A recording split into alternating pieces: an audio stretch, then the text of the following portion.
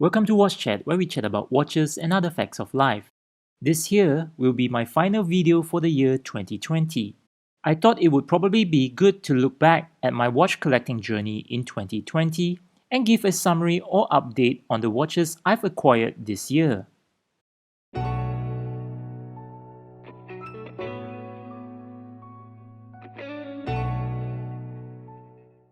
These 11 watches here are all the watches that I've acquired this year.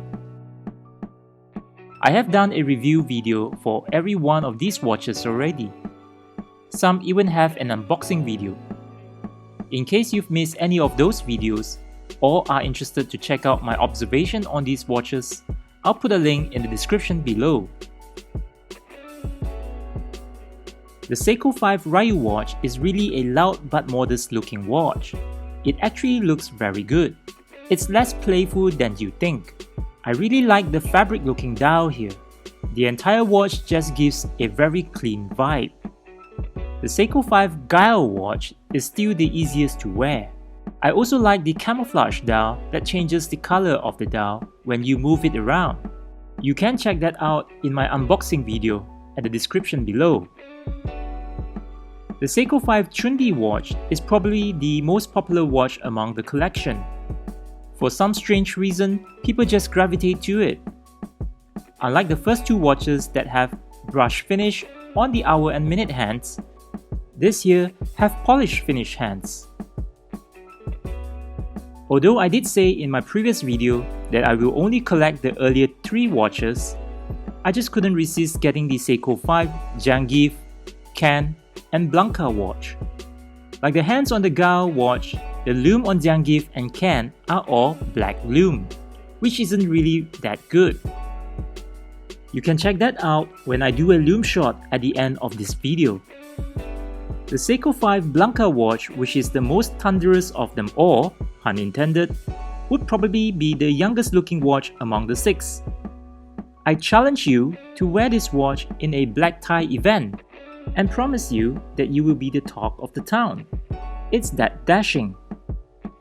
The Seiko E-Honda watch, the Seiko Sumo Green SPB 105J1, is really the gentle giant here.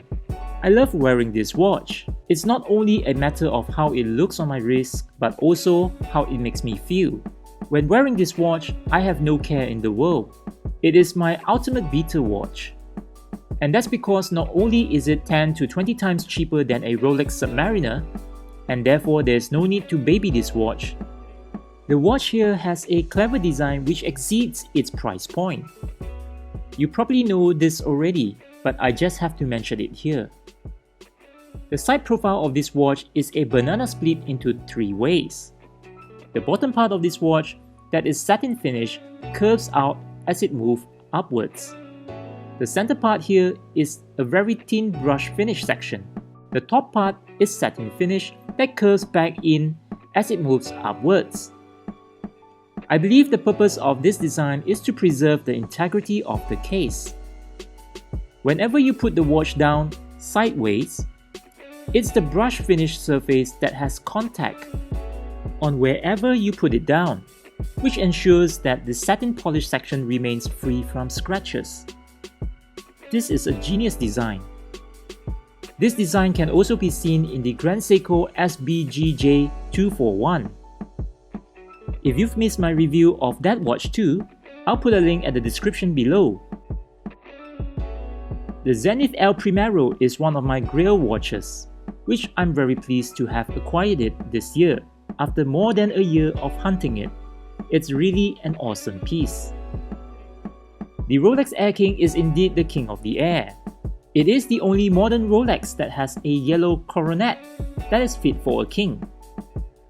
The lack of complication on this watch doesn't make it a simple watch, or a boring one.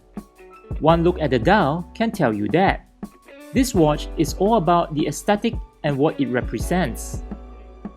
But mostly, it is Rolex's way of telling the world that they can be a rebel if they want to, and that they have just created a watch that can be all quirky, sporty, dressy, and professional. This here is also the only Rolex watch that has italic wordings on the dial. The Grand Seiko SBGE 267 is a watch that no other brands have mimicked. From what I know, GS is the only brand that has sapphire crystal on the bezel, which also gives a glass reflection on the bezel like no other. Love that brown sunburst dial. Lastly, it's my chick magnet watch, the Grand Seiko SBGA 407, aka the Skyflake. It is my prettiest watch. Just look at the dial. According to a 9-year-old, this here is the frozen watch. The thing about box-shaped crystal dress watches is that the crystal is left exposed without any protection from a bezel. Unfortunately, the case design of this watch requires a lot of babying. Every corner you turn, every angle you look, it's all satin finish.